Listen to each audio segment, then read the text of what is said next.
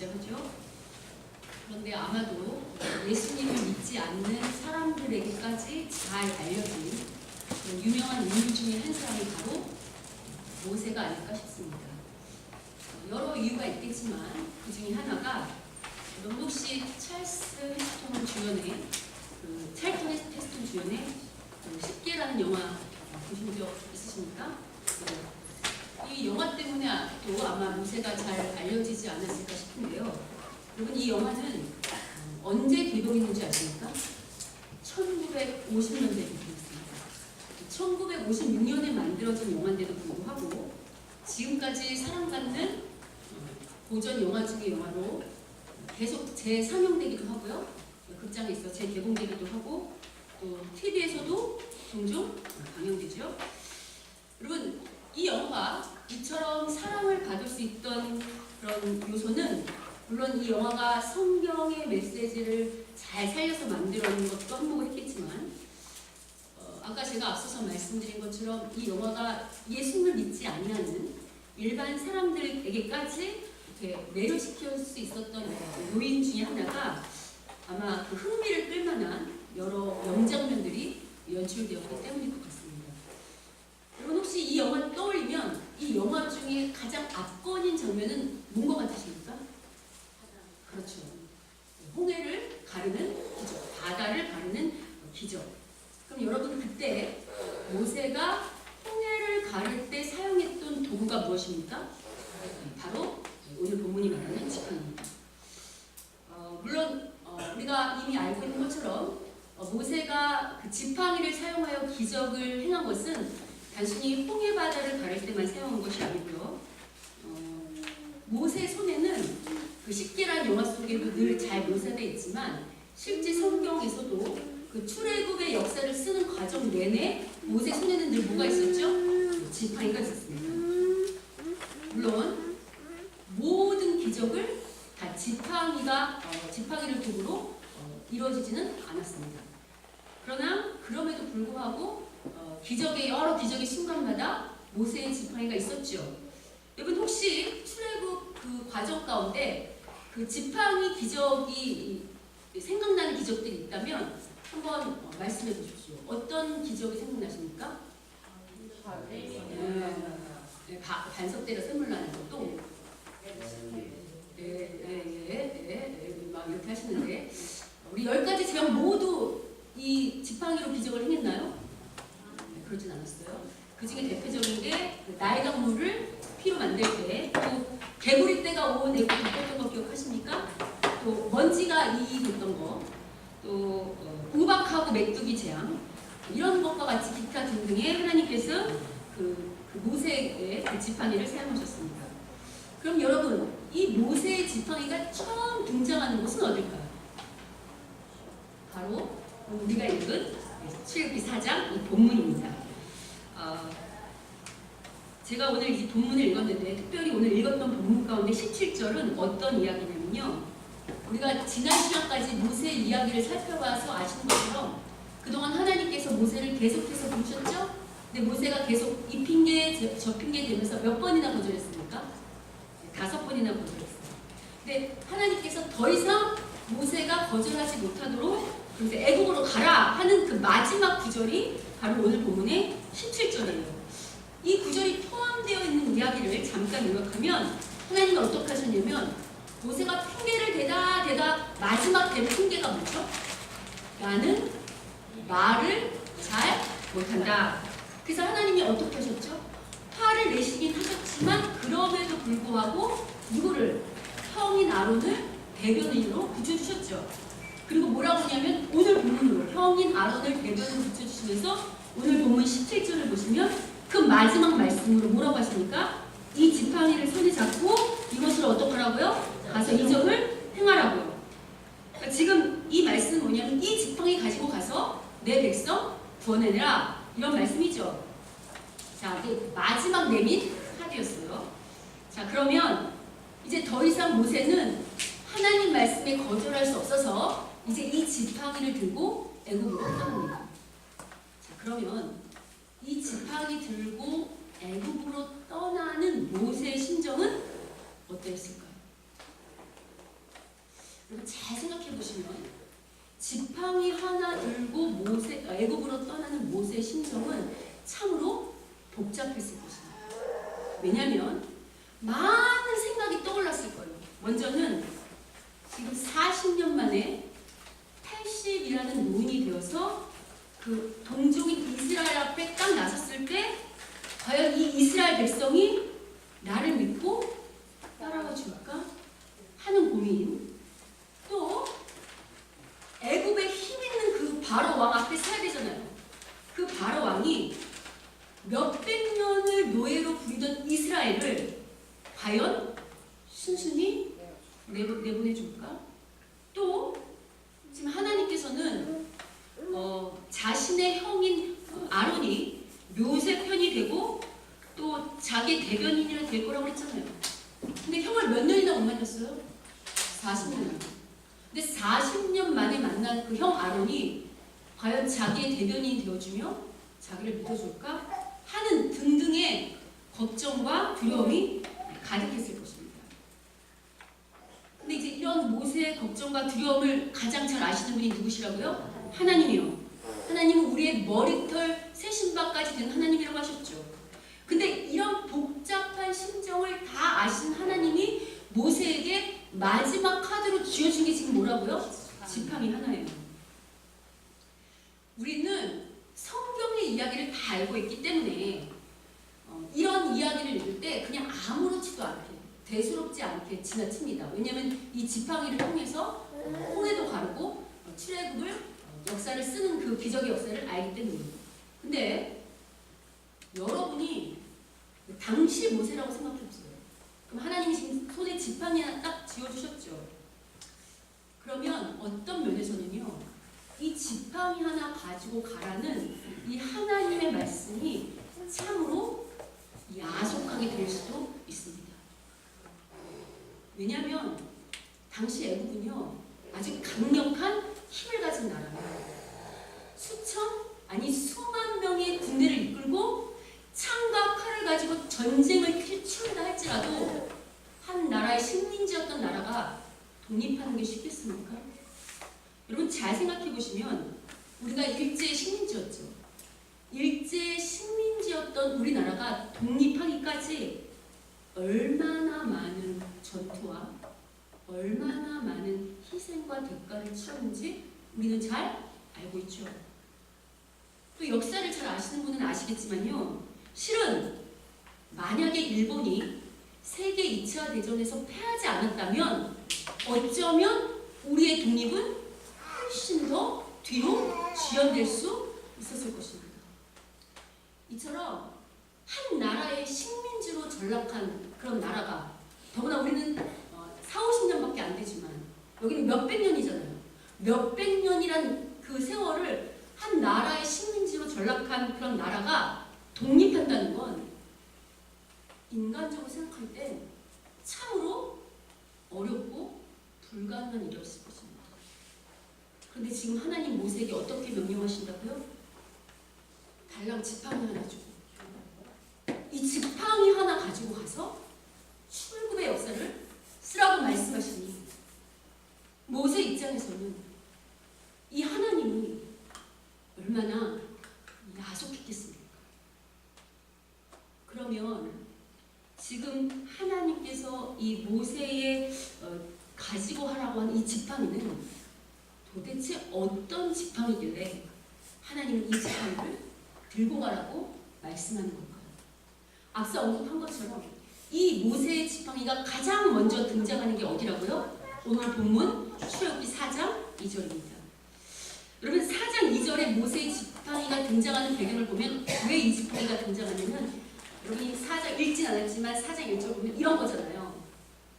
하나님이 계속해 설득에도 불구하고 모세가 뭐라고 합니까? 나 못 간다. 이스라엘 백성 나 절대 안 믿을 거야.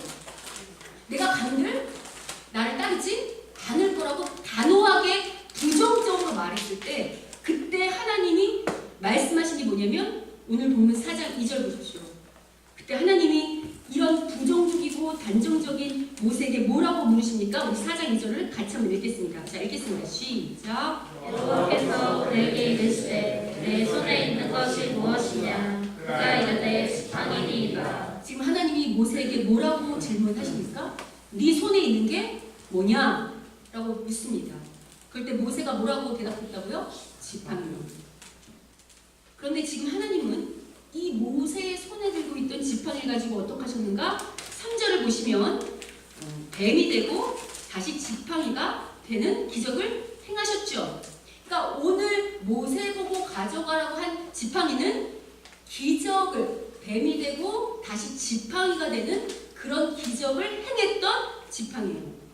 자, 그러면 도대체 이 지팡이가 상징하는 건 뭘까요? 도대체 이 지팡이가 뭘 상징하길래 하나님은 이 지팡이를 가지고 가라고 말씀하실까요?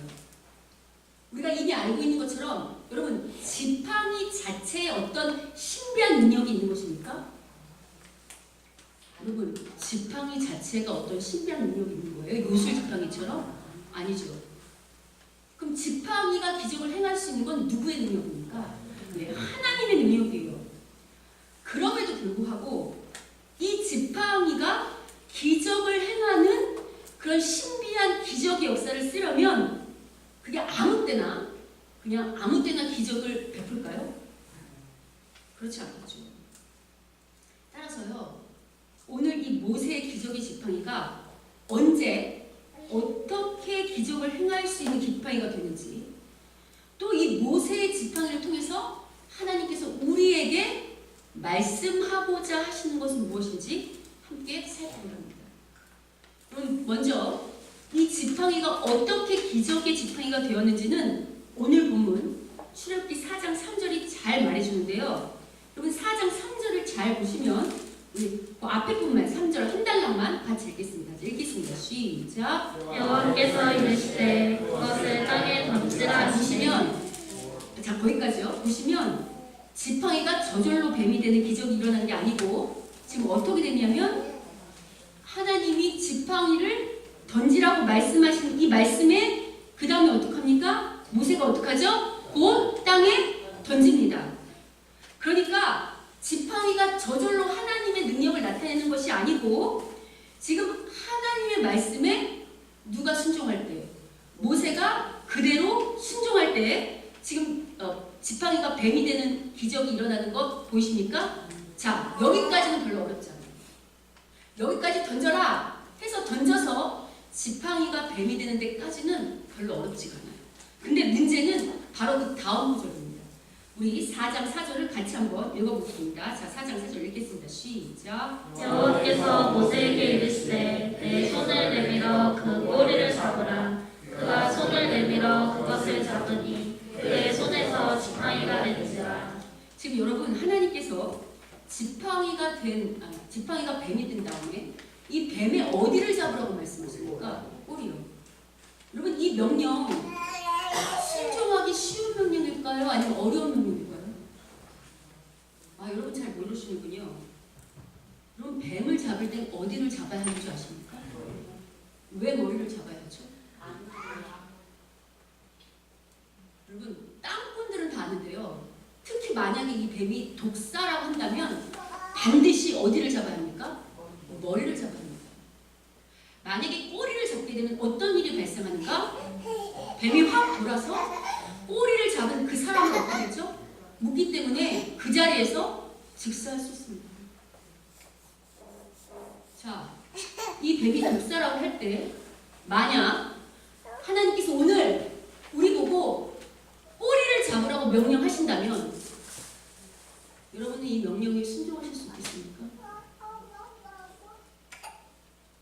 아니면 보통 사람들처럼 이 뱀의 독에 물려서 즉사할까 두려워하고 주저주저하며 이렇게 머뭇머뭇 하시겠습니까?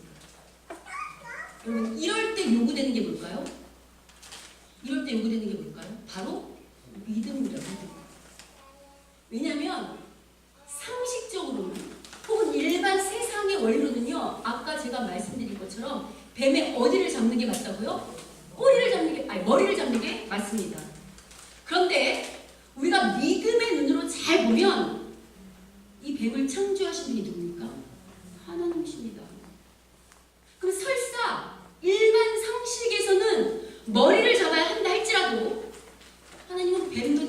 되신 분이라면서요.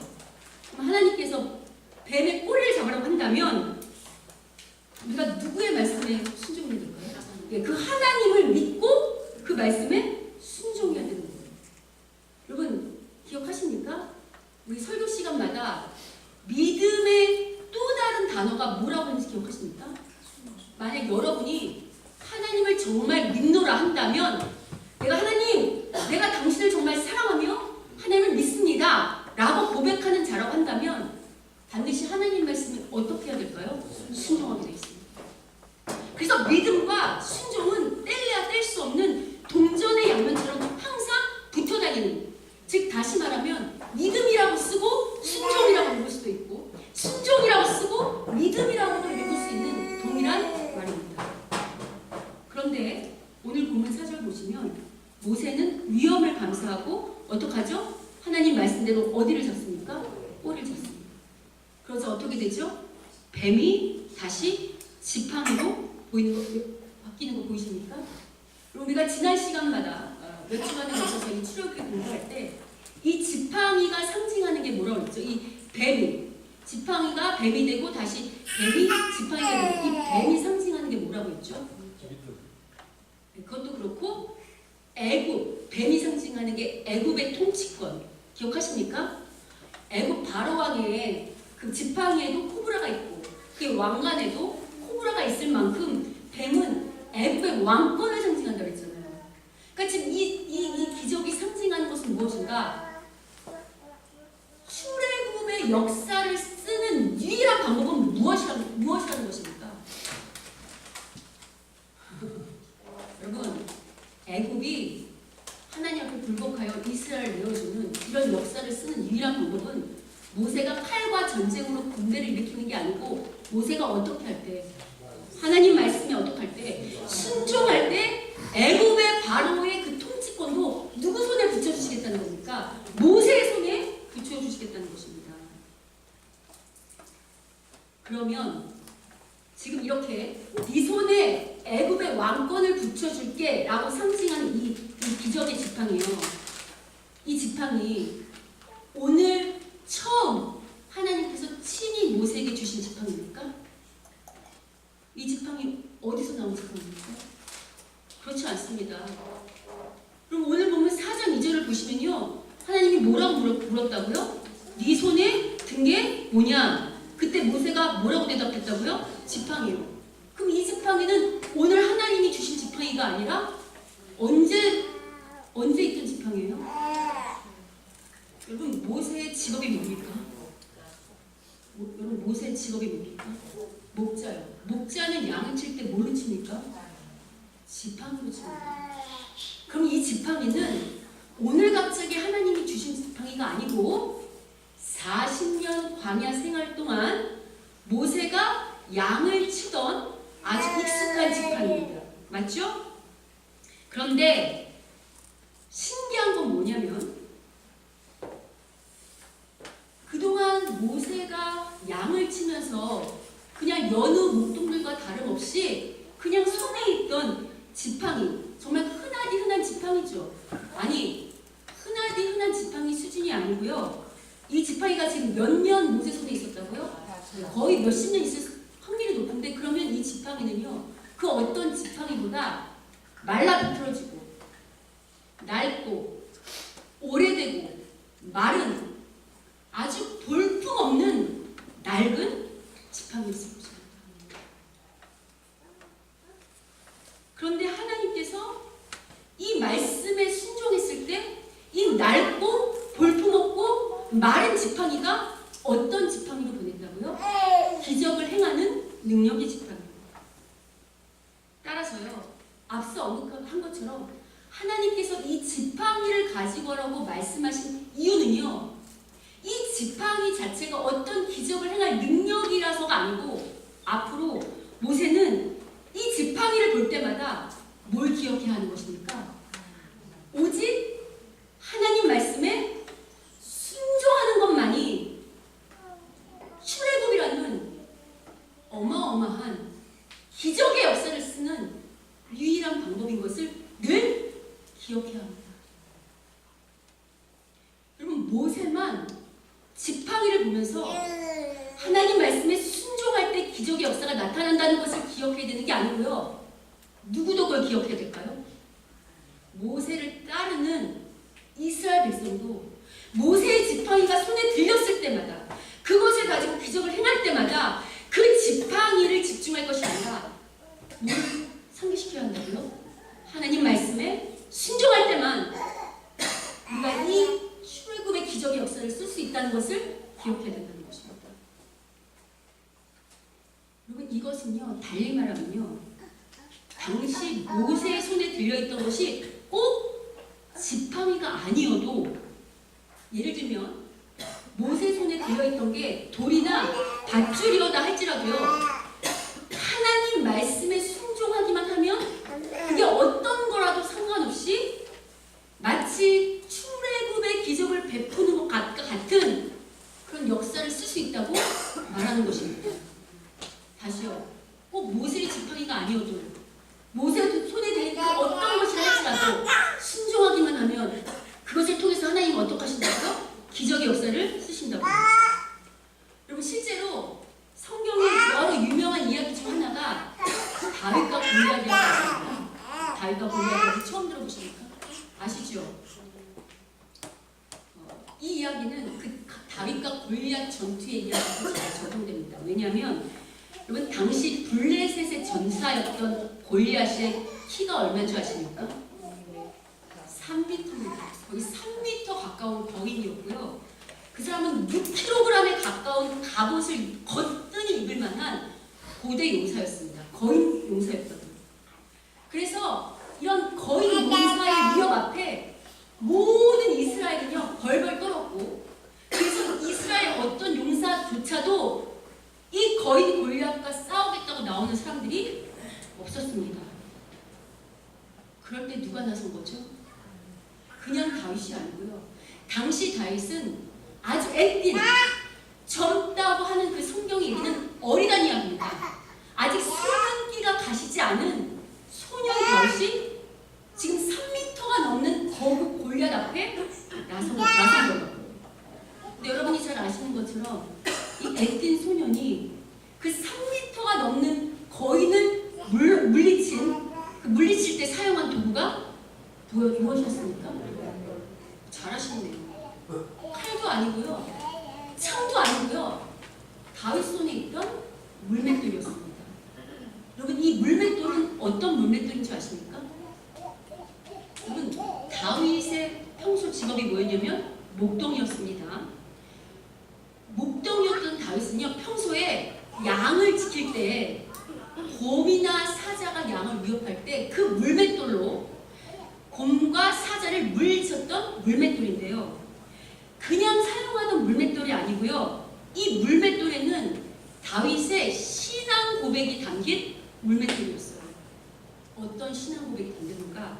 바로 사무엘상 17장 36절 37절입니다. 우리 36절부터 같이 한번 읽어보겠습니다. 자, 읽겠습니다. 시작. 주의 종이 사자와 곰도 쳤은즉 살아계시는 하나님의 군대를 모욕한 이 생각지 않은 블레셋 사람이니까 그가 그 짐승의 하나와 같이 되리이다. 지금요 이 골리앗 블레셋의 전사인 골리앗이 하나님을 조롱하고 하나님의 군대를 조롱해도요 이스라엘 백성이 그 골리앗이 너무 무서워서 아무 소리 못하고 벌벌 떨고 있는데 오직 어린 소년 다윗 하나만 믿음으로 하나님의 군대를 조롱한 이를 하나님이 그냥 두시지 않고 어떻게 해요? 짐승의 하나처럼 자기가 물리친 사자와 곰처럼 그런 짐승의 하나처럼 물리칠 거라고 고백하는 거 보이십니까? 뿐만 아니라 그 다음 구절 같이 한번 보겠습니다. 자, 읽겠습니다. 시작. 또 다윗이 이르되 여호와께서 나를 사자의 발톱과 곰의 발톱에서 건져내셨은즉 나를 이 블레셋 사람의 손에서도 건져내시리이다. 사울이 다윗에게 이르되 가라 여호와께서 너와 함께 계시기를 원하노라. 그러면서 다윗이 뭐라고 그럽니까? 내가 평소에 내 실력이 좋아서가 아니라 내 양을 이 곰과 사자에서 지키신 분이 누구라고요? 여호와이기 때문에 그렇게 나를 구원하신 그 여호와가 이 물맷돌을 가지고 믿음으로 순종하고 나간다면 하나님께서 이 골리앗도 동일하게 물리치실 것이라는 그런 신앙 고백으로 나아가서 지금 나서는 거 보이십니까? 뿐만 아니라 누가 어서 가라고 합니까? 사울이 어서 가라고 하죠. 이 말씀에 이스라엘의 모든 용사도 벌벌 떨고 나서지 않는데 어린 소년 다윗이 이런 믿음으로 거기 어서 가라는 이 하나님의 말씀에 순종함으로 자신이 평소에 들고 있던 그 물맷돌을 가지고 나아가 골리앗을 물리친 사건, 여러분 아십니까? 여러분 이 다윗이 골리앗 앞에 나타났을 때 하나님께서 어떻게 하셨죠?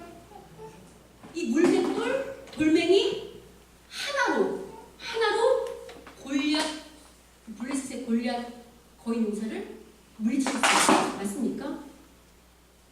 여러분 잘 생각해 보시면요, 하나님께서는요 당시 불순종의 대명사였던 이스라엘의 왕이었던 사울을 사용하신 게 아니고요, 아직 어리고 비천한 목동이를 하는 소년이었지만 믿음과 순종으로 기꺼이 자기의 손에 들 것을 가지고 나아갔던 다윗을 사용하셔서 이스라엘을 구원하는 기적의 역사를 쓰시는 거 보이십니까? 여러분 하나님은요 이처럼요 나이가 많고 적은 혹은 학벌이 좋거나 나쁘거나 재산의 유무가 아니고 또 얼마나 예수님을 오래 믿었느냐 하는 신앙의 연수도 아니고요, 오직 믿음과 순종만 있으면 기적의 역사를 쓰시는 성경에는 또 있습니다. 여러분 혹시 신약에서 5,000명을 먹여 살린 오병이어 사건 아십니까? 예. 여러분 그 오병이어의 그 기적의 시작이 어떻게 시작됩니까? 한 어린아이에 보리떡 5개와 물고기 두 마리로 5,000명을 먹어 살립니다. 여러분 아시는 것처럼요, 당시에 5,000명의 어떤 어른도 이 배고픔의 이 사건 속에 아무도 나서지 않아요. 그런데 그 한 어린아이가 아무 어른도 나서지 않을 때 그 어린아이가 내어놨던 그 보리떡 5개와 물고기 2마리가 5,000명의 어른들을 먹이고 남을 만큼의 기적의 역사를 쓰게 된 것, 우리 다 알죠? 여러분 우리는 이 기적이요 단순히 하나님께서 배고픈 사람, 굶주린 사람들을 먹여 살리는 그런 하나님 정도로 이해하지만 그 오병이어의 기적 사건은 그 정도의 이야기가 아닙니다. 그 오병이어의 기적 사건은 뭘 말하는 거냐면요, 종말에 메시아가 왔을 때 그 메시아의 잔치가 벌어짐으로 말미암아 그 메시아로 말미암아 그 하나님 나라가 이 땅에 시작되었을 때 그 하나님의 백성들이 날마다 풍요로운 삶을 누리게 되는 것을 상징한다고요. 자, 그러면 우리의 참된 메시아가 이 땅에 오셨습니까? 여러분 우리의 참된 메시아가 이 땅에 오셨습니까? 누구시죠? 예수님이요. 메시아가 이 땅에 오심으로 말미암아 하나님 나라가 이미 시작되었습니까? 예, 시작되었죠. 자, 그러면 하나님 나라가 이미 시작되었으면 우리가 그 메시아 안에서 날마다 풍요로운 삶을 누려야 되겠네요. 맞습니까? 여러분 세상 사람들은요 풍요로운 삶 하면 뭘 떠올리냐면 돈이나 시간이 많아야 풍요로운 삶을 살 수 있다고 생각합니다. 근데 오늘 성경은 우리가 풍요로운 삶을 살 수 있는 유일한 비결은 돈이 많고 적음이나 시간이 많고 적음이 아니고 어른이나 아이나 할 것 없이 설사 어린아이나 할지라도 설사 보잘것없는 보리떡 5개와 물고기 2마리라 할지라도 믿음과 순종으로 내어드리면 하면 그것을 가지고 오늘 우리 삶 속에서 우리 가정 속에서 우리 교회 가운데서 하나님 나라의 풍요로운 기적의 역사를 쓰겠다고 말씀하시는 거라고요. 그럼 무엇보다 성경의 27권 중 절반을 쓴 사람이 누구입니까? 성경이 27권 중 거의 13권에 가까운, 절반에 가까운 13권을 쓴 저자가 누구죠? 신약성경 27권 중에 13권 이상의 절반의 성경을 쓴 사람이 누구죠? 바울이에요. 바울. 그럼 바울은 어떤 자로 유명하냐면 이방인의 사도로 유명합니다. 여러분 아시는 것처럼요, 신약성경은요 누구를 말하는 책이냐면 예수 그리스도를 통해서 어떻게 하나님 나라가 완성되었는지 예수님과 하나님 나라를 말하는 책이라고요. 그러니까 누구를 빼놓고 말할 수 없을까요? 예수님을 빼놓고 말할 수 없어요. 그럼 우리가 생각할 때는 예수님의 이야기를 하는 신약성경이라고 한다면 누가 이 저자가 되는 게 마땅한가? 일반적으로 생각하면요, 예수님을 3년이나 따라다녔던 12제자 있잖아요. 그 12제자가 누구보다 예수님을 더 잘 알고 그분과 늘 친밀한 교제를 이뤘기 때문에 말하자면 예수님의 12제자를 통해서 하나님이 신약성경을 쓰실 것 같은데, 지금 여러분이 아시는 것처럼 바울은 예수님의 12제자입니까? 아닙니까? 아니에요. 근데 하나님은 왜 예수님의 12제자가 아닌 바울을 통해서 신약성경의 절반이나 쓰게 하셨을까요? 물론요, 바울은요, 오늘날로 치면 아주 일찍부터 성경 연구에 매진했던 신학자였습니다. 그래서 이 예수님의 다른 제자들보다 평소 갈고 닦아왔던 신학적 소양과 은사가 예수님을 3년이나 따라다녔던 그 어떤 제자보다 분명히 탁월했던 건 맞아요. 그래서 하나님께서 바울의 손에 있던 그 신학적 은사와 소양을 가지고 신약 성경을 쓰게 하신 건 맞는데요. 그렇다고 단순히 바울이 신학적인 은사와 소양만 있다고 하나님께서 바울을 사용하셨을까요?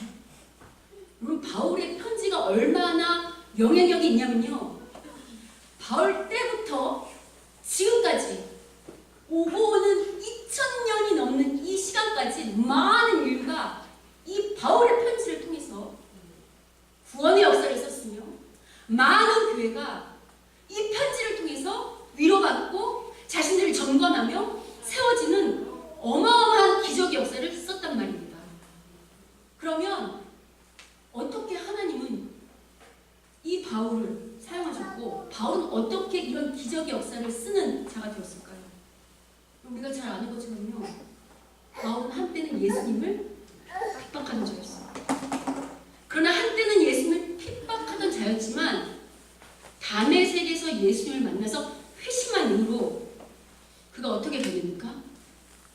그 어떤 제자보다 예수님을 온전히 신뢰하고 그분의 말씀에 온전히 순종하는 것으로 자신의 전 인생을 바쳤던 자입니다.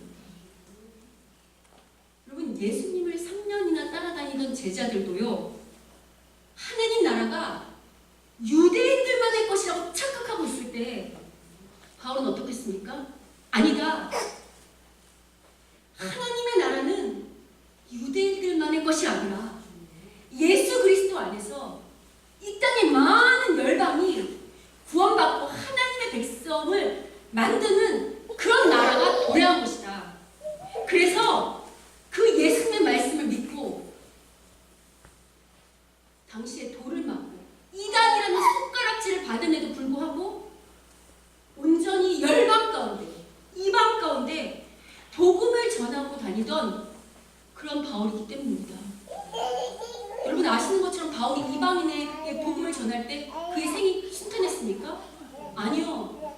가는 곳마다 물론 바울을 환호하며 그를 존경하는 자들도 있었지만요, 항상 그 옆에는 그를 조롱하며 그를 대적하며 그에게 돌을 던지며 때로는 죽을 만큼 매를 맞는 그런 일들을 감수하면서까지 이방인에게까지 복음을 전하라는 그 하나님의 말씀에 온전히 순종했던 자였습니다.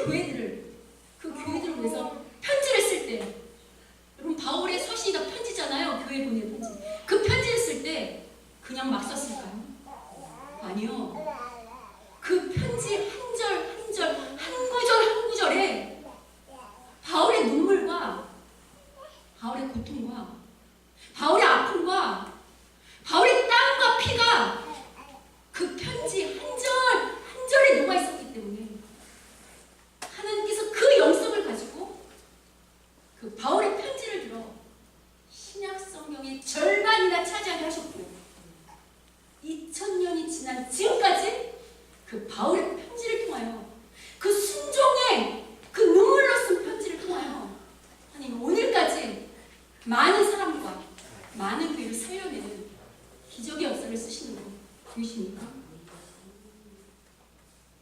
제가 이런 말을 하면 어떤 분들은요 이렇게 오해하실 수 있어요. 여러분, 하나님께서 여러분 손에 있는 것이 있다고 한다면, 그걸 가지고 쓰시겠다고 한다면 교회 당장 헌신하십시오. 그러면 하나님께서 우리 손에 있는 것들로 기적을 베푸시고 교회를 세우실 것입니다 라는 말로만 오해할 수 있어요. 물론 여러분, 하나님은요 이 교회에 기적의 역사를 쓰실 때요 누구의 손에 있는 것들로 기적의 역사를 쓰실까요? 우리 손에 있는 것들로 기적의 역사를 쓰십니다. 그러나 오늘 말씀은 단순히 우리 손에 있는 것을 가지고 교회 안에서 순종하고 헌신하고 역사를 쓰라는 정도가 아니고요. 이 말씀은요 우리가 속한 모든 영역, 그게 가정이든 직장이든 그 어떤 삶의 모든 영역 가운데서라도 하나님이 우리 손에 있는 것을 가지고 사용하시겠다고 한다면, 우리가 뭐 하기만 하면, 순종하기만 하면, 그것을 통해 우리의 가정도, 우리 직장도, 우리 이 사회도, 그리고 하나님 나라도, 우리 교회도 살릴 수 있다고 말씀하시는 것입니다.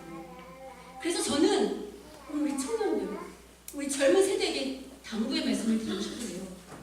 여러분이 지금 열심히 공부하는 거, 혹은 여러분이 직업을 가진 게요 단순히 밥 먹고 살기 위한, 혹은 돈을 벌어서 여유로운 삶을 사는 대로 그치지 않기를 간절히 소원합니다. 여러분의 재능과 여러분의 공부하는 이 수고와 여러분의 은사가요 반드시 하나님 나라의 모든 영역에 쓰임받는, 그래서 마치 모세처럼 출애굽의 역사를 쓰게 되는 그런 기적의 사람들이 되기를 소원합니다. 아멘. 여러분, 무엇보다요 하나님이 오늘 우리 손에 있는 것을 사용해서 기적을 베푸시는 것은요 이게 단순히 모세만을 지도자로 세우고 모세만의 영광을 위해서일까요? 아니에요. 하나님 모세에게 기적을 행할 수 있는 이 능력을 행하신 것은요 모세가 속한 이스라엘, 즉 내가 속한 공동체를 살려내기 위한 기적인 것을 기억하십시오. 그럼 모세의 지팡이가 출애굽이라는 기적의 역사를 썼고, 다윗의 물맷돌이 블레셋과의 전투에서 패망의 위기에 있는 이스라엘을 구원했고, 어린아이의 오병이어가 5,000명을 먹여 살렸으며, 바울의 순종의 신학이 오고 오는 많은 인류와 교회를 살려낸 것처럼요 우리의 손에 들리는 보잘것없는 이것들이 하나님이 쓰시겠다고 할 때 순종하기만 하면요 하나님 그것을 가지고 우리가 속한 모든 공동체, 우리의 가정과 직장과 교회와 하나님 나라를 세우고 살려낼 수 있다는 것을 여러분 꼭 기억하십시오. 여러분, 우리가 다 하나님께 부름받은 백성 맞습니까? 아닙니까? 우리가 하나님께 부름받은 백성 맞습니까? 그럼 여러분 어차피 여러분 예수 믿기로 작정하셨죠? 그럼 이왕이면요 우리도 하나님의 기적의 역사를 쓰는 주인공이 돼야 되지 않을까요? 여러분, 우리 그냥 언제까지 교회만 왔다 갔다 이렇게 왔다 갔다 하는 인생으로 끝내실 것입니까?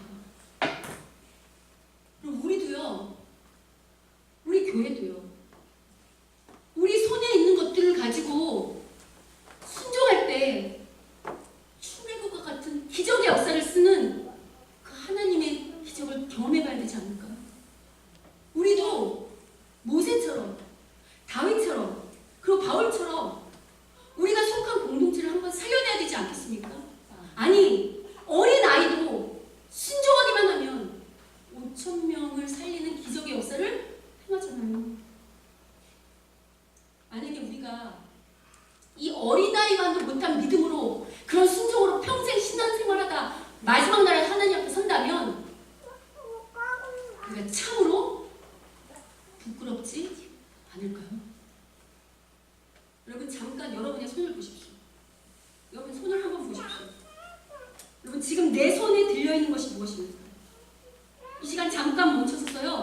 만약에 하나님이 오늘 모세처럼 우리에게 네 손에 들려있는 것이 무엇이냐고 물으신다면 여러분 우리는 뭐라고 대답할지 한번 생각해 보십시오. 자, 생각해 보셨습니까? 그러면 하나님께서 네 손에 있는 것으로 출애굽과 같은 기적의 역사를 쓰겠다고 하신다면 여러분 아멘으로 순종하실 수 있으십니까? 제가 아멘으로 순종하실 수 있으시겠습니까? 우리 옆 사람하고 인사하죠. 순종하면 기적의 역사가 일어납니다. 순종함으로 기적의 역사를 써봅시다. 우리 손에 있는 것으로 우리 공동체를 살리는 기적의 역사를 써봅시다.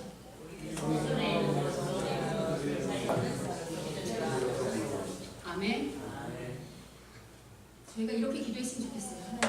하나님, 내 손에 있는 것으로 이것을 사용하여서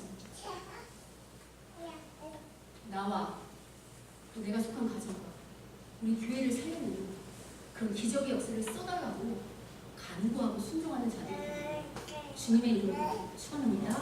아멘. 우리 함께 찬양할 때 주여 우리는 연약합니다. 함께 찬양하겠습니다.